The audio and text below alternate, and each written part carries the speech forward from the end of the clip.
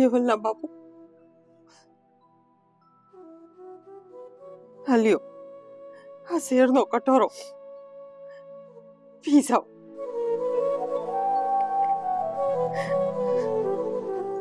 દેવલની માં, આજે મારા હિસાબે તારે મરવાનો વારો આવ્યો છે. આપણે ઘણું આને જીવી લીધા. હવે અમારો ભાઈ ઝેર આપી ગયો છે ને, એ આપણે પી લઈ અને જિંદગી ટૂંકાવી દઈ. પણ આ શું કહું, મને મારી દીકરીની બહુ યાદ આવશે.